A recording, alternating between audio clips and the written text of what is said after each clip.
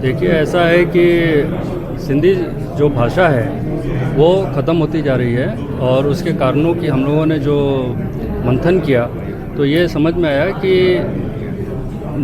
पूरे संसार में वही भाषा ज़िंदा रह सकती है जो शासक की भाषा हो। तो हम लोगों ने ये अध्ययन किया कि भारत में जो भाषा आधारित राज्य बने हैं वो किस कानून पर बने हैं। तो हमें पता चला कि स्टेट रिकॉग्निशन कमीशन की एक रिपोर्ट है जिसके आधार पर भाषा आधारित राज्य इस देश पे बने हैं। इस देश का संविधान और कानून इस बात की इजाज़त देता है कि जो देश की मुख्य भाषाएं हैं उनके आधार पर राज्य बने।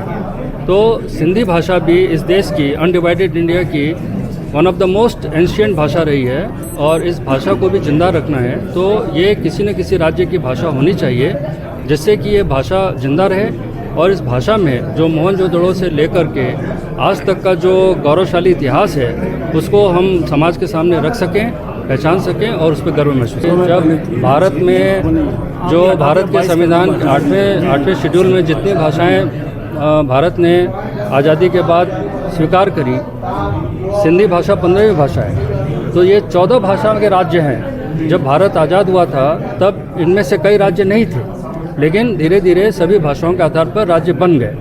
तो अब सिंधी उसमें पीछे छूट गई है और सिंधी उसमें पीछे छूटने के कारण किसी राज्य की भाषा नहीं है। नहीं होने के कारण हम अपनी भाषा और सभ्यता के अपने साहित्य, सभ्यता और कल्चर के बारे में कुछ नहीं जानते। तो उसको जानना इस ना सिर्फ भारत के लिए बल्कि विश्व के लिए भी ज़रूरी है, क्योंकि उसी भाषा में बहुत महान सभ्यता का सारा इतिहास छुपा है।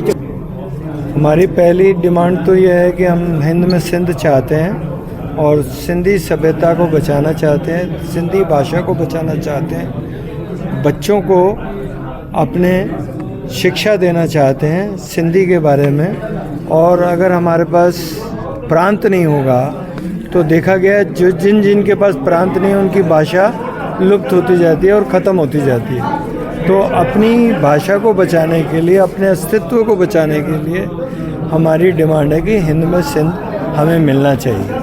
तो आज हमारी जो बैठक हुई है, पंचायतों की बैठक हुई है, उसमें ख़ास तौर पे ये डिस्कस किया गया है कि सिंधी भाषा, सिंधी संस्कृति की पहचान तभी बनती है जब आपका कुछ स्टेट हो। और पहले ही हमारा स्टेट सिंध है, अखंड भारत का एक हमारा जो हिस्सा है। पहला प्रयास तो हमारा ये रहेगा कि हम अखंड भारत को जल्द से जल्द मोदी जी के राज के अंदर हम ग्रहण करें और अपना वही सेम देश को दोबारा सिंध बनाएं और उसका निर्माण करें, संस्कृति वापस लेके जाएं। आज हमारे को समस्या ये आ गई है कि ना तो हमारे को किसी चीज़ के अंदर फ़ायदा हो रहा है सरकार से, तो हमारा एक संकल्प पत्र तैयार होने जा रहा है जिसके अंदर हमने कई मांगे, हमने सिंधी समाज ने ये तय की है कि पहले तो हम अपनी भाषा के लिए, संस्कृति के लिए, वेशभूषा के लिए अपना कोई स्टेट होना चाहिए। अब हमारा स्टेट तो है, हम वहाँ से विभाजित हो गए। विभाजित होने के बाद आज हम सनातन धर्म के हैं। पहले ये सिंधु घाटी की सभ्यता सिंधु देश माना जाता था 5500 साल पहले। उसके बाद जब पारसी आए तो उन्होंने इसको ह कर दिया, स से ह हो गया, हिंदू हो गया। उसके बाद जब ब्रिटिशर्स आए तो उसके बाद ये हिंदू हो गया, इंडिया हो गया। अब हम ये चाहते हैं या तो ये दोबारा सिंधु बन जाए और दोबारा ये अखंड भारत का जो सिंध है हमारे को दोबारा मिल जाए। हमारे को हमारी वेशभूषा, हमारी सरकार, हमारी सब कुछ हमें मिलनी चाहिए। इस उद्देश्य में आज बात हुई है। सारे समाजों में यही हमारा था कि बच्चों का भविष्य कैसे बनेगा, हमारी अपनी पार्लियामेंट कैसे होगी, इस पर विचार विमर्श हुआ है। और हमारे यहाँ हिंदुस्तान में अगर आप जनसंख्या देखेंगे, अभी भी मुझे कल दिल्ली प्रदेश के अंदर सिंधी समाज की जनसंख्या के लिए सदस्य नियुक्त किया गया।